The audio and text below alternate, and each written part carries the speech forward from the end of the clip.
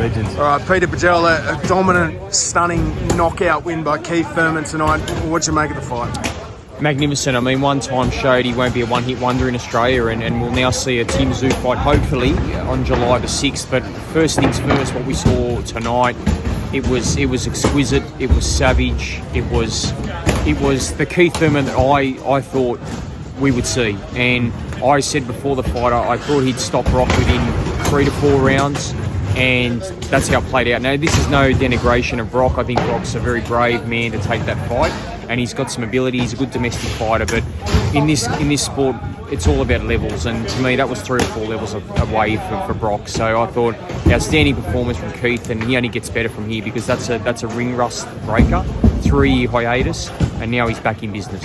He said he wants Tszyu next. How does Keith Thurman match up with Tszyu? Amazing fight. Potentially better than the original one that was meant to happen in Vegas 12 months ago. Look, I think at age 36, 37, Thurman reminds me of Vasily Lomachenko. Lomachenko beat Kambosos at age 36 last year in Perth. So Father Time gets some, but I don't think it's got Keith Thurman just yet. And I think stylistically this is a danger fight for Tszyu. Of course he needs to beat Joey Spencer first. I think he beats Spencer. I think he's got the tool set to beat Spencer, who's very hittable. But I think that will be another step up though for Tszyu, and I think Tszyu could be in real trouble against Keith Thurman.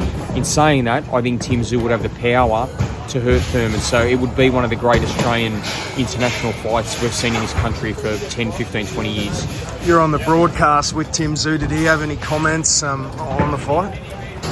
Well, I felt for Tim at times on set because we were asking questions about Thurman, and Thurman mentioned him in the ring, and naturally Tim's focus is on Joey Spencer on April 6th, and he's been guilty in the past, as he, by his own admission, of looking past Backroom, for example, in Orlando when he was looking at other opponents, and so I think he's more cautious this time. He was careful about what he said in the commentary, but I think just sitting next to him, I felt his body language shift. I could see that the warrior, the street fighter was coming out in him.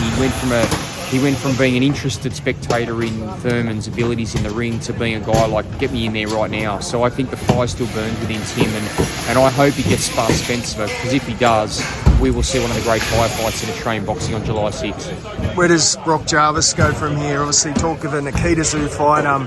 What's next for Brock Jarvis? Look, I've got to say with Brock, I think his career's on the ropes. I mean, look, he's a good fighter, Brock, but what I'm concerned about with his record is that 24 fights, 23 have finished inside 6 rounds. 10 of those fights have been one-rounders. So he hasn't shown to me that he can construct the fight, that he can go the distance in a fight. And his punch resistance is questionable now. He's been iced by Liam Paro.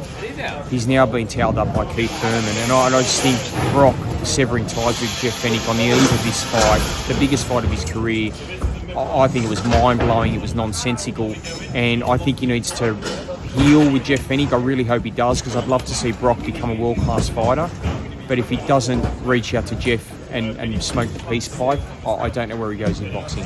Quick one, Sonny Bill, Paul Gallen, a bit of breaking news out today. What can you tell us? Yeah, well, we broke the news on News Corp Mastheads that it looks like Paul Gallen's agreed the terms to fight Sonny Bill. Now, this has been 3, 4, 5 years in the making. Huge news for, I guess, I know it's not a pure Australian boxing match, but it's got a great narrative. I mean, names make stories, and you don't get 2 bigger athletes in Australian sport than Sonny Bill and Paul Gallen. Now, I'm told that Sonny Bill's gone through the machinations of the contract, and there's a few things that haven't agreed to yet.